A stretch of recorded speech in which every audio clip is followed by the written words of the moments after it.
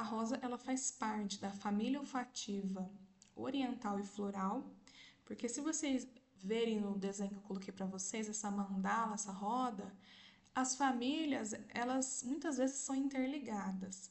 Então, as plantas dentro da perfumaria ancestral, que é uma perfumaria, ela não é fixa, ela vem muito da espagiria, da alquimia, então dentro da espagiria, as plantas, elas têm um lugar maior, elas se movimentam, elas são seres vivos. Esse movimento, ele ocorre até dentro do perfume, e esse movimento ocorre até na pessoa, na pele da pessoa, ele vai mudando. Conforme o perfume vai trabalhando com você, vai entrando em contato com a sua pele, ele pode mudar, ele pode te trazer emoções diferentes, entende? Então, a perfumaria industrial, por outro lado, ela fixa muito o perfume, né? Ela deixa o perfume estabilizado e aquilo perde um pouco o movimento, a personalidade de cada aroma, de cada nota que está ali. Então, dentro da perfumaria ancestral, a gente vê a rosa transitando entre duas famílias. Do oriental, que fala muito da rosa vermelha. A rosa vermelha, ela trabalha muito com as profundezas, com a víscera, com a sexualidade, com a sensualidade, com as energias tanto sexuais e cardíacas, né? Então ela é uma rosa muito associada à visceralidade, tudo que é visceral.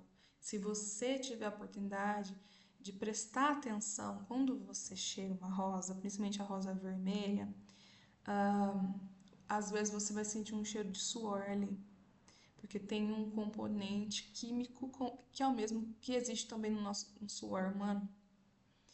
E, e isso é muito. Isso excita as pessoas. Então, por isso que ela está na família oriental. A família oriental fala muito disso também. E a família floral, né, já que ela é uma flor, tá todas as rosas aí, já entra mais a rosa de outras cores, a branca, a amarela, a rosa rosa. E os chakras que ela trabalha dentro da perfumaria ancestral, tá aí o chakra sexual, que é essa questão da visceralidade, do sensualismo, né?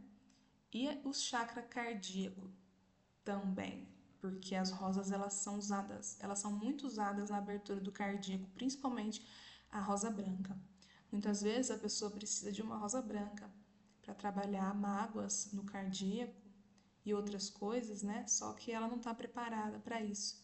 Então a gente vai usando plantas ah, mais assim tranquilas, tipo a lavanda, por exemplo, no cardíaco, e a pessoa dá mais conta de trabalhar. Dentro da perfumaria ancestral, a gente lida com a personalidade dos aromas.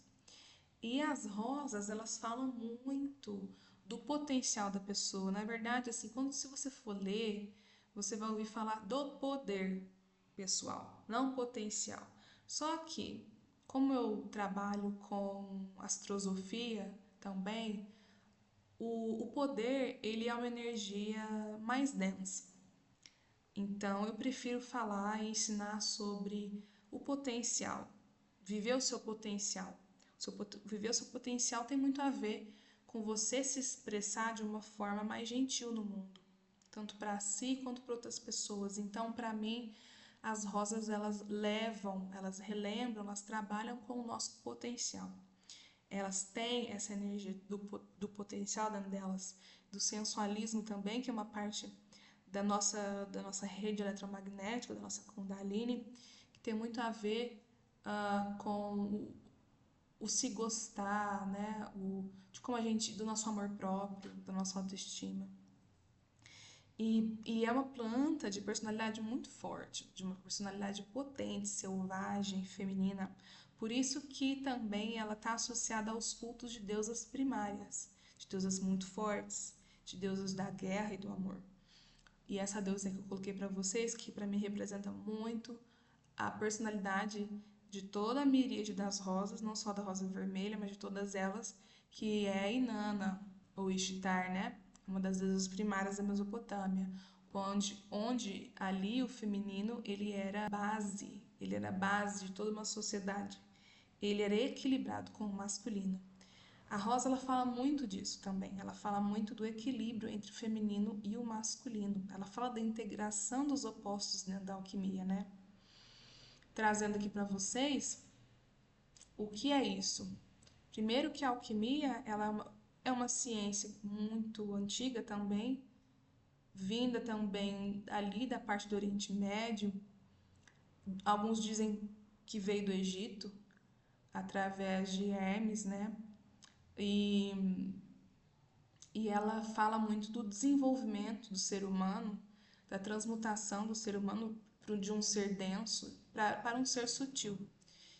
E ela basicamente fala do movimento de ascensão dos seres humanos que estão encarnando na Terra, mas precisam sair e ir para outros planos e evoluindo cada vez mais. E então, uma das fases da alquimia, também não vou entrar em alquimia aqui, mas tem muita coisa sobre isso em outros canais. A rosa vermelha, inclusive, ela é o símbolo de uma das fases da alquimia, que é a fase rubedo, que é a última fase da alquimia, que é a integração dos opostos na alquimia. A alquimia espiritual, por exemplo, a alquimia que Jung seguia, né, falava muito dessa questão da integração dos opostos. O oposto entende-se por matéria e espírito, consciente e inconsciente, feminino e masculino, tudo isso dentro da gente, né? O claro e escuro, o sol e a lua, aspectos nossos conscientes, entender eles também a um nível mais profundo.